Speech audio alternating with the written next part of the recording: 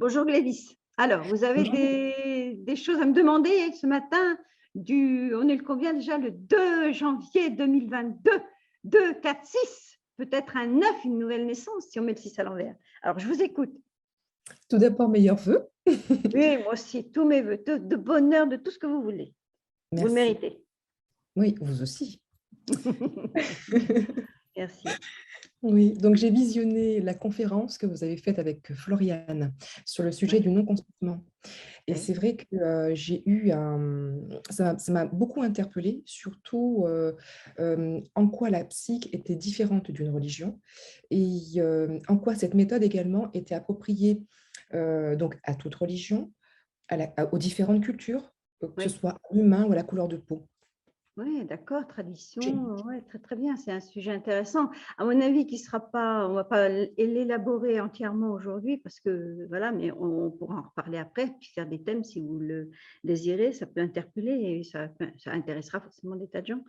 Donc alors, moi, avec la psych, hein, la psych, pour les personnes qui ne connaissent pas la psych, ben, on s'adresse au fonctionnement de la cellule, hein, c'est-à-dire à la fréquence, à la vibration de cette cellule qui est une âme, qui est une conscience, qui est une mémoire.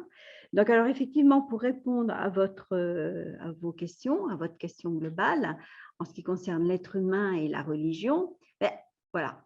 Déjà, on sait que la plus grande église, la plus grande cathédrale, la plus grande synagogue, le plus grand des temples qui puisse exister, c'est déjà, à mon avis, la cellule. Parce que pourquoi je dis ça? Parce que dans cette cellule est prestigieuse, comme je le dis, mais elle est prodigieuse. C'est-à-dire que la cellule, vous savez que la cellule mesure 1 centimètre et que de ce 1 centimètre, c'est passé au mètre, à 1 mètre. Mais après, ça, on pourrait en parler plus longuement. C'est les Égyptiens qui ont découvert ça. Et donc, cette cellule, finalement, elle est magique. Et pourquoi? Parce qu'elle va créer l'être humain dans sa totalité. Et cette cellule a un fonctionnement qui lui est très particulier. Elle absorbe, elle est envahie, elle projette, elle stocke, donc elle intériorise, et ça finit par l'engloutir. Si on absorbe que du bien, mais si on absorbe que du mal, et si le bien est omniprésent, forcément mais malheureusement, la notion de bien et de mal, ça fait partie de nous. Donc, la plus grande des religions, déjà, c'est de ne pas être au courant qui nous enferme, hein, et qui nous rend dépendants, c'est de ne pas être au courant de cette dépendance que nous offre le fonctionnement de la cellule et qui crée l'être humain. Je ne sais pas si je suis claire à travers ce que je dis. Donc, ce qui veut dire qu'à un moment donné, cette cellule va créer un humain, hein, elle va devenir organique, la lymphe, les os, enfin bref, tout le sang, l'âme, voilà. Eh bien, cette cellule devient un humain et cet humain, c'est la mère, le père, donc les parents. Donc, et tout ça, notre temple, notre corps, c'est notre temple, hein, c'est notre synagogue. Hein, comme disait le maître Dang, hein, celui que j'ai connu il y a très longtemps qui est décédé, c'est autant j'aide une personne, autant je construis une synagogue, enfin un temple, quoi. Hein. Voilà. Donc, alors, après, si vous voulez, cette cellule qui a créé l'être humain va rendre l'être humain, sans qu'il le sache, dépendant d'un type de fonctionnement qu'on va programmer déjà au départ de la mère. Donc, cette mère va nous transmettre déjà toute une religion, c'est-à-dire toute une croyance, plein de croyances qui sont liées déjà aux générations d'avant. Ce qui veut dire que la mère, la structure d'enfermement dans laquelle on va passer, ce temple, va nous permettre de nous construire, mais en même temps va nous piéger et va nous programmer autant de bien que de mal. Donc, tant qu'on ne sait pas ça, l'amour et la haine, hein, confondus, il y a un moment donné, si vous voulez, on va forcément le projeter, puisque la cellule absorbe, est envahie, elle le projette. Donc, on le projette dans le corps, on le projette dans la société, on le projette dans l'humanité, on le projette dans son travail, on le projette sur les enfants. Donc, ce qui veut dire que cette religion humaine, biologique au départ, devient une religion matérialiste, matérielle, qui se crée dans la matière, dans le corps, et qui crée l'être humain dans l'esprit, dans son mental et dans son intellect. Et normalement, si vous voulez, le Père, puisqu'on est conçu du Père également, et tant mieux, c'est une richesse d'être issu d'une mère et d'un père, eh bien, le Père, lui, normalement, représente le monde extérieur, l'autre, la différence. Donc, le Père doit nous permettre de nous sortir de cet esprit programmé de la matérialité dans la matière, de l'origine des mères et des mères et des mères, et des pères et des pères et des pères, le père, normalement, doit me sortir de tout ça.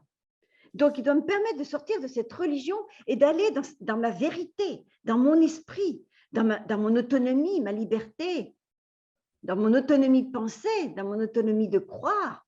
Mais si on refuse le Père, si on n'a pas reconnu la notion du Père, c'est-à-dire le Père qui est le cerveau gauche qui correspond à la partie droite du corps, la mère qui est le cerveau droit qui correspond à la partie gauche du corps, si on ne reconnaît pas la notion du Père, de ce Père qu'on a programmé en soi, de ce Père, cette dimension plus subtile, je dirais spirituelle, puisque la mère représente par définition la matière dans laquelle on va se construire.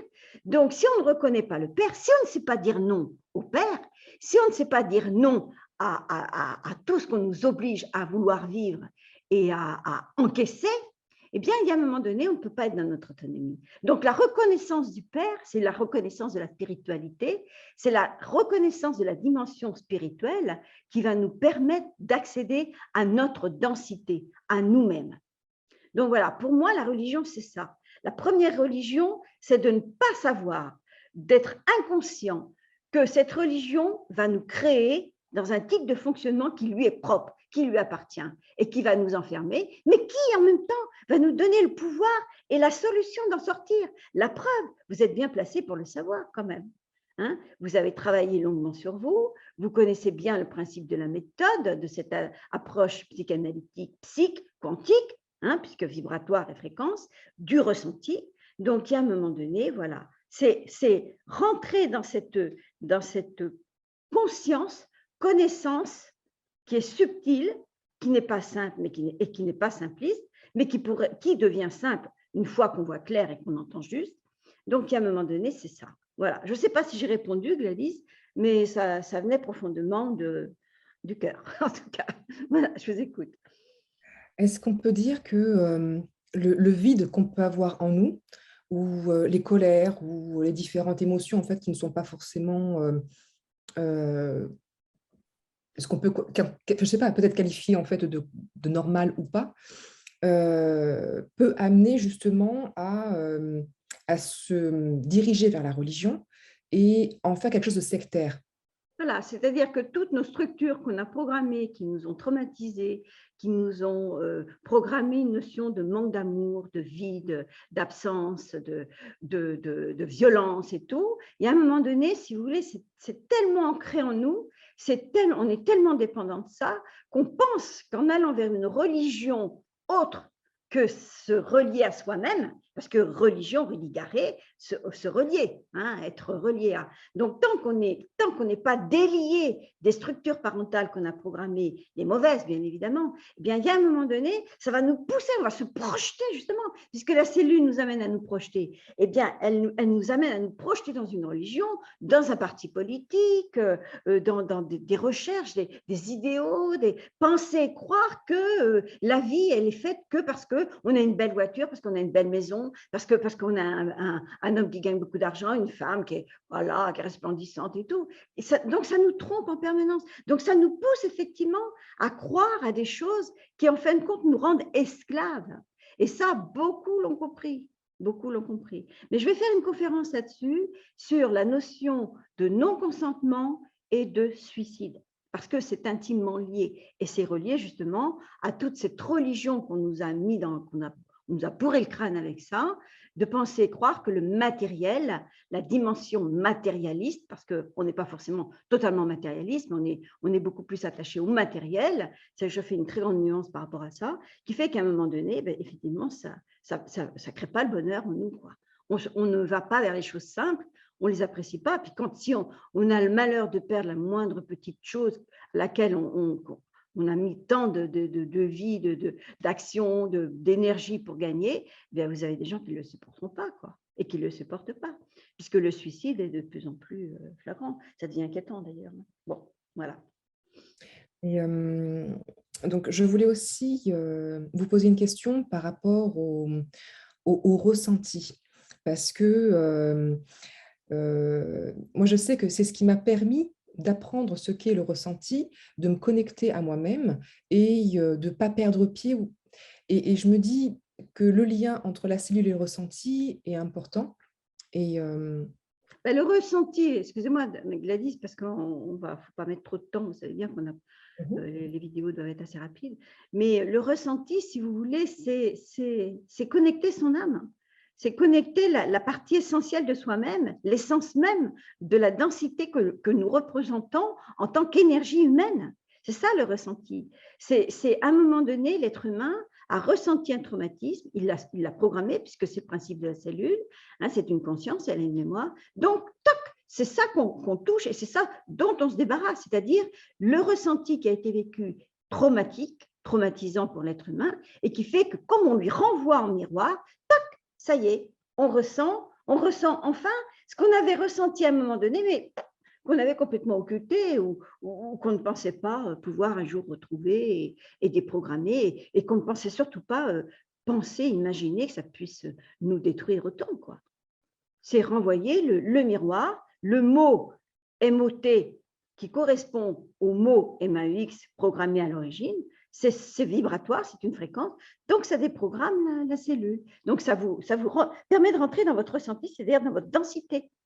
Donc c'est ça la dimension spirituelle, c'est la densité. Vous n'avez plus besoin de voir, vraiment voir, ou d'entendre, vraiment entendre.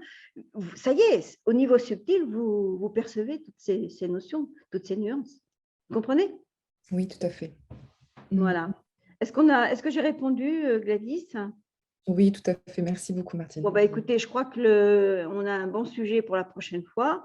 Quand vous voulez, et suivant ma disponibilité, ben, je me ferai un plaisir de répondre. D'accord, Gladys? Eh Merci à bien, vous. bonne continuation ce jour du 2 janvier. Et puis, je vous dis à bientôt, Gladys. Au revoir. À très bientôt. Au Au revoir. revoir.